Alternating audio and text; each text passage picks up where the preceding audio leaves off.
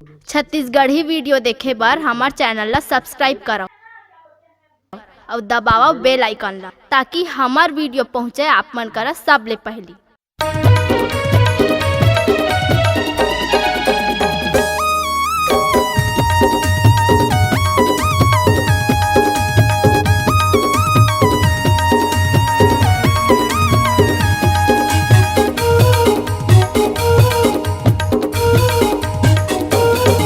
तोरे हाथ के कंगना तोरे पाँव के पैरिया, तोरे हाथ के कंगना तोरे पाँव के पैरिया, मोला कर दे है दीवाना जानू, कर दे है दीवाना वो, कर दे है दीवाना जानू, कर दे है दीवाना।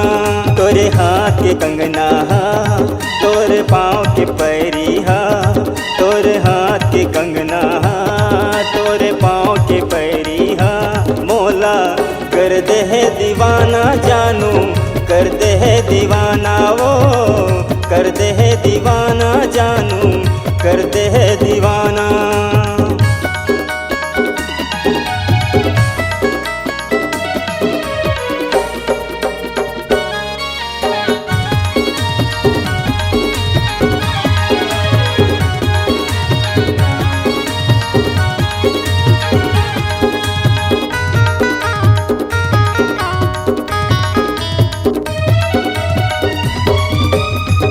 जब ले देखो तोला कछु नहीं तो भावे वो, रात दिन तोर सुरता मोला सतावे वो।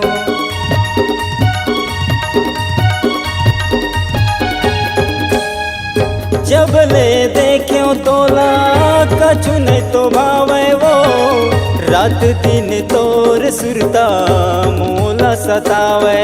तोर नैना शराबिया तोर होठ गुलाबिया, तोर नैना शराबिया तोर होठ गुलाबिया, मोला कर दे है दीवाना जानू, कर दे है दीवाना वो, कर दे है दीवाना जानू, कर दे है दीवाना।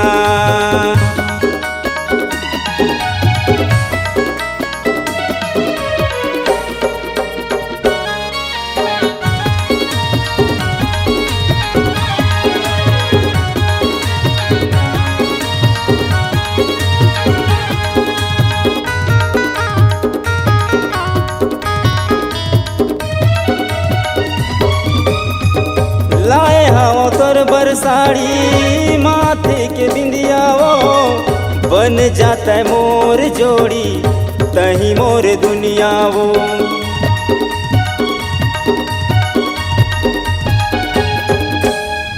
लाए हाँ तोर बरसाड़ी माथे के बिंदिया वो, बन जाता है मोर जोड़ी तही मोर दुनिया।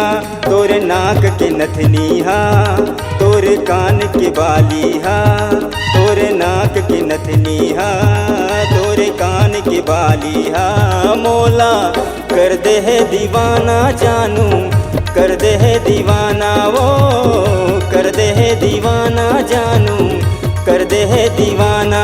तोर हाथ के कंगना तोर पाँव के पैरिया, तोर हाथ के कंगना तोर पाँव के पैरिया, मोला कर दे है दीवाना जानू, कर दे है दीवाना वो, कर दे है दीवाना जानू, कर दे है दीवाना, कर दे है दीवाना जानू, कर दे है दीवाना वो, कर दे है दीवाना जानू, कर दे है दीवाना, कर दे है दीवाना जानू, कर दे है दीवाना।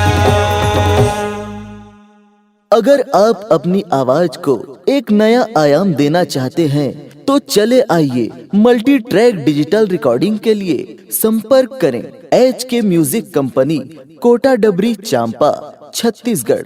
मोबाइल नंबर है 9329238487 और 8085380339।